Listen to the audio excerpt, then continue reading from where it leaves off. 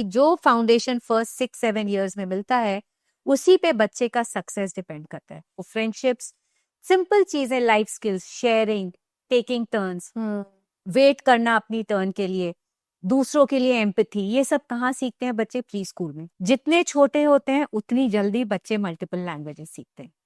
Welcome to the 5th episode of study and learn beyond academics. आज के इस episode में हमारे साथ है मैपल बेयर साउथ एशिया की डायरेक्टर और CEO miss Shalini Jaiswal. Thank you so much ma'am हमारे शो में आने के लिए। वेलकम। जिनको नहीं पता उनको बता दूं कि मैपल बेयर एक fastest growing international education brand है जिसके अक्रॉस 40 कंट्रीज में 575 से भी ज्यादा स्कूल्स हैं। Ma'am we are so honoured to have you with us today. Thank you. हम पेरेंट्स को बच्चों को प्री स्कूल क्यों भेजना चाहिए? प्री स्कूल में बच्चे क्या सीखते हैं, कैसे सीखते हैं, और क्या वो स्ट्रक्चर्ड लर्निंग से लर्न कर पाते हैं या फिर वो फ्रीली खेलते हैं और तब सीखते हैं? मैं मेपलवेयर की बात करूंगी तो प्री स्कूल में बहुत कुछ बच्चे सीखते हैं, पर सबसे पहले आपने बोला प्री स्कूल क्यों भेजना चाहिए। अगर हम कई 25-30 साल 40 साल पहले जाएं, जहाँ पे हमारी जॉइंट फैमिलीज रहती थी और घर में बहुत सारे बच्चे रहते थे, दिन भर खेलना, शाम को खेलना, पूरे दिन बच्चे बड़ों के साथ छोटों के साथ अपने आप सीखते थे, क्योंकि बड़े भाई बहन हैं तो उनसे सीख रहे हैं, चाचा चाची बुआ मासी उनसे सीख रहे हैं। धीरे धीरे अब हमारा होता क्या जा रहा है, हम न्यूक्लियर फैमिलीज में जा रहे हैं। पेरेंट्स दोनों जॉब कर रहे हैं या मदर घर पे भी हैं तो बिजी हैं। बच्चे के पास एक बच्चा है या एक भाई है, उनका सोशल इंटरेक्शन, उनका एनवायरनमेंट बिल्कुल कम हो रहा है। प्री स्कूल्स इस समय बहुत जरूरी हो जाते हैं बिकॉज फर्स्ट 5 इयर्स जो होता है ब्रेन की ग्रोथ के लिए बहुत अहम है, एंड इसी की फाउंडेशन पे पूरी हमारी आगे की लर्निंग जर्नी डिपेंडेंट है। ये रिसर्च ने भी प्रूव किया है कि जो एनवायरनमेंट बच्चे को, जितना अच्छा एनवायरनमेंट मिलता है, ब्रेन उतने ही अच्छे कनेक्शंस बनाता है जो कि आगे काम आते हैं। जैसे बिल्डिंग की फाउंडेशन है, जितनी डीप होती है उतना ही बड़ी बिल्डिंग खड़ी होती है। अब आज के लिए हमारे बच्चों को वो एनवायरनमेंट प्री स्कूल्स दे सकते हैं, जहाँ पे कई सारे बच्चे हैं, टीचर्स हैं, उनका सोशल इमोशनल ग्रोथ हो रहा है, उनकी लर्निंग हो रही है, वो फ्रेंडशिप्स, सिंपल चीजें, life skills, sharing, taking turns, wait करना अपनी टर्न के लिए, दूसरों के लिए एम्पैथी, ये सब कहाँ सीखते हैं बच्चे? प्री स्कूल में। घर में क्या है, मैं अकेली हूँ, मुझे सब कुछ मिल रहा है, मैंने कभी शेयरिंग में भी सीखा नहीं सीखा। मम्मी पापा बच्चों के लिए हर चीज मुंह से निकला नहीं कि घर पे आ जाता है, एंड वो हर पेरेंट चाहता है, चाहे वो एक हम मेड को देख लें या हम मल्टी मिलियनर को देख लें, हर पेरेंट चाहता है कि मेरे बच्चे को कुछ भी तुरंत मिले। प्री स्कूल्स ये है जहाँ पे ये सीखते हैं। पहले जॉइंट फैमिलीज में बाय डिफॉल्ट ये सब स्किल्स हम सीख जाते थे। हाँ। क्योंकि इतने बच्चे थे, आप ये सीखते थे। प्लस प्री स्कूल्स में एनवायरनमेंट जो होता है वो ऑब्वियसली फ्री प्ले का होता है, depending on the age group, but free play के साथ थोड़ा सा स्ट्रक्चर भी जरूरी है जो कि टीचर क्रिएट करती है।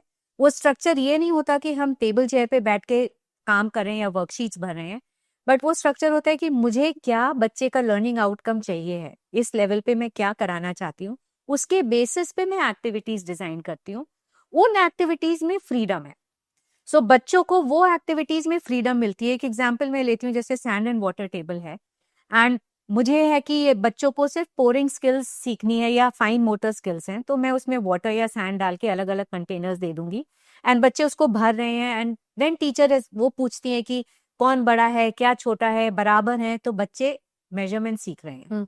बट अगर मुझे लगता है कि मेरे बच्चे अल्फाबेट्स में स्ट्रगल करें, तो उस सैंड टेबल में मैं अल्फाबेट्स डाल दूंगी और बोलूंगी चलो हम ढूंढते हैं।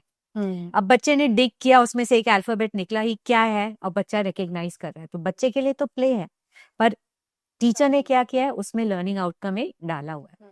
सो लर्निंग फ्री प्ले है, प्ले बेस्ड लर्निंग है, पर उस प्ले बेस्ड लर्निंग के पीछे भी कई चीजें डिजाइन कर सोचनी पड़ती हैं। इट्स बहुत सोच समझ के आपको रोज का लेसन प्लान करना पड़ता है कि आप आज बच्चों के लिए किस तरह का एनवायरनमेंट, किस तरह का प्ले डिजाइन करेंगे कि बच्चे का लर्निंग आउटकम सक्सेसफुल हो। ओके मैम, ठीक है। मैम जब बच्चे छोटे होते हैं क्या तभी बाइलिंगुअल एजुकेशन को इंट्रोड्यूस कर देना चाहिए या फिर ये बच्चों के लिए थोड़ा कंफ्यूजिंग हो जाता है? जितने छोटे होते हैं उतनी जल्दी बच्चे मल्टीपल लैंग्वेजेस सीखते हैं। ब्रेन उनका इतना स्पॉन्ज की तरह होता है, एंड बच्चे को अगर 2 या 3 लैंग्वेजेस भी वो साइमल्टेनियसली सीख सकते हैं, और उस समय उनको पता रहता है कि कौन सा वर्ड किसके साथ जाएगा। हो सकता है शुरू में वो मिक्स करें, उनके लिए कोई कंफ्यूजन नहीं होता। तो लैंग्वेजेस जितनी जल्दी आप इंट्रोड्यूस करेंगे उतनी जल्दी बच्चे प्रोफिशिएंट होते हैं। आप जितनी देर में करेंगे उतना ही बच्चों को मुश्किल होता है। बट बाइलिंगुअल, यहाँ पे मैं एक बहुत बड़ी वार्निंग देना चाहती हूँ कि बाइलिंगुअल एजुकेशन का मतलब रीडिंग और राइटिंग नहीं होता है। तब प्रॉब्लम आती है जब हम बाइलिंगुअल एजुकेशन को सोचते हैं कि अगर हम एक नई लैंग्वेज शुरू करें तो बच्चे को वो लैंग्वेज पढ़नी और लिखनी आनी चाहिए। उसके पहले होता है लिसनिंग और स्पीकिंग। छोटे बच्चों में बाइलिंगुअल एजुकेशन का मतलब वो एनवायरनमेंट प्रोवाइड करिए जहां पे वो लैंग्वेज को सुन सकते हैं और उस लैंग्वेज को वो सुन के समझ के फिर बोलना सीखते हैं। उसके बाद हम रीडिंग और राइटिंग लाएं। तो बच्चे क्योंकि उस लैंग्वेज को इन कॉन्टेक्स्ट में सुन रहे हैं, टीचर बात कर रही है, स्टोरी सुना रही है, राइम्स कर रहे हैं, बच्चे उस लैंग्वेज में, लाइक हम अपनी मदर टंग सीखते हैं, उस तरह से बच्चे बहुत इजीली मल्टीपल लैंग्वेजेस सीख लेते हैं। पर अगर मेरा लैंग्वेज का फोकस सिर्फ राइटिंग पे है तो वो बाइलिंगुअल नहीं हुआ। वो तो रिटन हो गया, फिर आपका वो आपकी वो गैप रह जाता है कि आप पढ़ सकते हो वो लैंग्वेज को पर आप बोल नहीं पाएंगे, आप अपने को एक्सप्रेस नहीं कर पाएंगे, क्योंकि आपने वो फर्स्ट 2 फेजेस जो लैंग्वेज लर्निंग के हैं उसको आपने मिस कर दिया है। लिसनिंग, अंडरस्टैंडिंग, स्पीकिंग, सुनो, समझो और बोलो, जैसे हम अपने मदर टंग बोलते हैं। घर में 2 पेरेंट्स हैं, एक बंगाली है और एक नॉर्थ इंडियन है, बच्चा बंगाली भी सीखता है और हिंदी भी सीखता है। वही बाइलिंगुअल एजुकेशन है। वो बंगाली बोलना सीख जाते हैं, हिंदी बोलना सीख जाते हैं, फिर हम उनको पढ़ना सिखाएं और लिखना सिखाएं तो वो एक कंटिन्यूएशन में होता है। मैम, प्री स्कूल की एजुकेशन बच्चों की आगे की एजुकेशन को कैसे ओवरऑल अफेक्ट करती है? प्री स्कूल की एजुकेशन, मैं सोचती हूँ एक फाउंडेशन तो है। अगर मैं आपको एक एग्जांपल दूं, जैसे पौधा है छोटा, और अगर हम उसको नर्चर करते हैं पौधे को, और पौधा शुरू में पौधे जो होते हैं, अगर मैंने एक कैक्टस लिया है, एक क्रोटॉन लिया है, एक कोई और ग्रीन प्लांट लिया है, हर एक को अलग अलग रिक्वायरमेंट होती है इनिशियली, जो हम फाउंडेशनल स्टेज बोले, जो कि गवर्नमेंट ने अभी एनईपी में लाए ग्रेड 2 तक। उस स्टेज पे उस पौधे को नर्चर करना बहुत जरूरी है कि कौन सा सॉइल, कितनी खाद, कितने धूप, कितना पानी। जब उसकी रूट्स थोड़ी डेवलप हो जाती हैं, जो हमें दिखती नहीं है, वो प्री स्कूल है, वो फाउंडेशनल स्टेज है। जितनी गहरी रूट उतना ही स्ट्रॉन्ग एंड स्टर्डी प्लांट होता है। फिर आगे चल के वो कोई भी आंधी तूफान झेल सकता है। आंधी में कौन से पेड़ गिरते हैं? जिनके रूट्स डीप नहीं होते। तो रूट्स बहुत जरूरी हैं। फाउंडेशन हर सब्जेक्ट, हर स्किल में, मतलब सारे एरियाज में। हम कई बार सिर्फ देखते हैं मैथ, साइंस, इंग्लिश कोर्स बहुत इंपॉर्टेंट है, बट उसके अलावा एक holistic personality, socio emotional development, आपका लैंग्वेज, आपका सस्टेनेबिलिटी के ऊपर बच्चों का क्या, मतलब आप हर तरह से एक फाउंडेशन दीजिए जिससे बच्चा ग्रो करके एक रिस्पॉन्सिबल सिटीजन बनेगा। दूसरा, अगर उसको कोर सब्जेक्ट्स में इंग्लिश, मैथ, साइंस में एक फाउंडेशन अच्छी मिली है, वो फाउंडेशन सिर्फ अल्फाबेट्स और नंबर से नहीं आती है, वो फाउंडेशन आती है बेसिक स्किल्स, मुझे क्या चाहिए जिससे मैं आगे चल के इंग्लिश, मैथ, साइंस को सक्सेसफुली सीख पाऊं। मैथ्स में अगर आगे मुझे अलजेब्रा आ रहा है या ज्योमेट्री आ रही है, तो क्या उसकी फाउंडेशन मुझे प्री स्कूल में मिली है? वो क्वेश्चन है।